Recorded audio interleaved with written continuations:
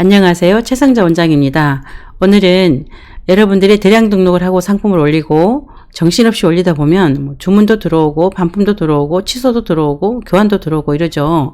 여러분들이 처음 스마트 스토어에 입문하시는 분들이 가장 불편하고 힘들고 당황스러운 게 취소, 반품, 교환이죠.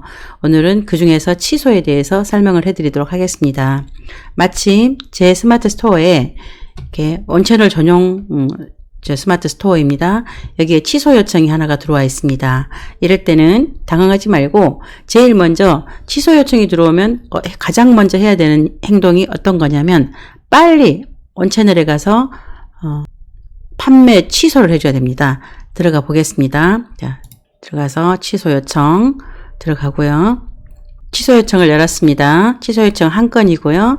그리고 쭉 내려보면 이렇게 목록에 상품 주문 번호라고 있습니다. 상품 주문 번호를 클릭해 봅니다. 자, 클릭해 보면 이렇게 고객 정보가 뜨는데요. 자, 이걸 샀고요. 그리고 금액이 이건데 이렇게 이 부분을 취소 요청한다 이렇게 되어 있고요. 사유를 봤더니 배송 지연으로 되어 있어요. 그러니까 고객이 주문을 하고 배송이 원활하지 않았던 모양이에요. 그래서 이렇게 배송 지연으로 취소 요청을 했는데요. 그러면 우리는 뒤도 보지 말고 수취인 이름을 복사를 한 다음에 원채널로 가야 합니다. 원채널에 왔습니다. 마이 페이지 가서요. 받는 사람 이름에 수취인 이름을 집어넣고 조회하기 합니다. 하니까 이렇게 이미 봤더니 취소를 해주려고 봤더니 이미 발송이 완료돼 버렸어요. 그냥 배송 준비 중이면 취소하면 되는데 발송이 이렇게 완료돼 버린 경우가 있겠죠. 그래서 배송 준비 중이라면 취소하면 되고요. 배송 완료가 되었다면 송장을 복사합니다. 송장 복사. 송장을 복사해서요. 여기서 이렇게 복사해서요. 스마트 스토어에 옵니다. 와서 그 다음에 어떻게 하느냐면요. 여기 취소 거부라고 있습니다. 취소 거부. 취소 거부를 클릭을 하고요.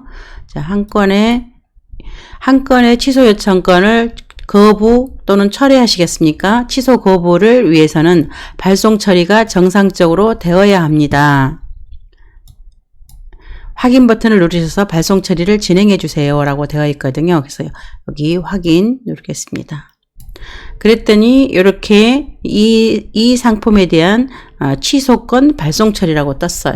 여기에서 우리는 택배 등기 소포를 클릭을 하시고요. 택배사는 아까 CJ 택배였습니다. 그리고 운송장 번호를 붙여놓고 그 다음에 발송 처리하면 끝나는 정상 배송이 되는 거예요. 저 해보겠습니다. 발송 처리 하고 한 건의 발송 처리를 진행하시겠습니까? 확인. 그래서 한 개 주문건 중 한 건의 발송 처리가 완료되었습니다. 완료. 이렇게 됐어요. 그러면 이제 취소가 더 이상 없고요. 그러면 고객한테서 항의가 올 수가 있어요. 이렇게 되면 그 다음 CS는 어떻게 되느냐?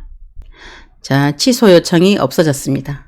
자, 이렇게 처리를 잘 했는데 그러면 그 다음에 고객은 취소를 했는데 배송이 갔어요. 왜냐하면 저희가 배송이 늦어져서 배송 지연으로 취소를 하는 부분이기 때문에 다른 곳에서 이미 샀을 수도 있고요.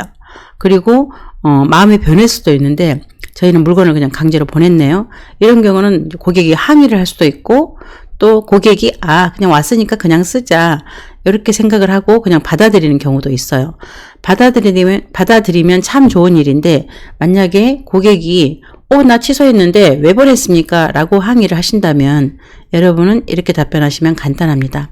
네, 고객님이 주문을 하셨지만 저희는 발송을 시작을 하였고 저희가 워낙 되게 많은 상품을 하루에 어마어마하게 발송을 하고 있다 보니 이미 배송차에 실어놨는데 그걸 빼낼 수가 없어서 그냥 저녁에 그냥 발송이 되었습니다. 반품해 주시면 됩니다. 라고 말씀하시면 되세요. 그럼 반품비는 누가 물어요? 그건 당연히 단순 변심으로 고객이 묻니다.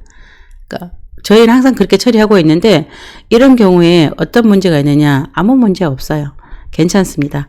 이렇게 해서 잘 끝내면 되니까 여러분들이 처음에 스마트 스토어나 쇼핑몰을 하게 되면 무조건 고객한테 지려고만 하는 경향이 있어요. 그렇지 않습니다.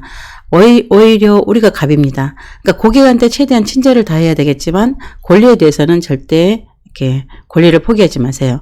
우리는 주문이 들어왔습니다. 원채널에서 운송장이 떴습니다. 그러면 발송하고 당당하게 발송하고 처리할 권리도 있는 거고, 취소를 거부할 권리도 있는 거고요. 반품을 거부할 권리도 있는 거고요. 교환을 거부할 권리도 있으세요.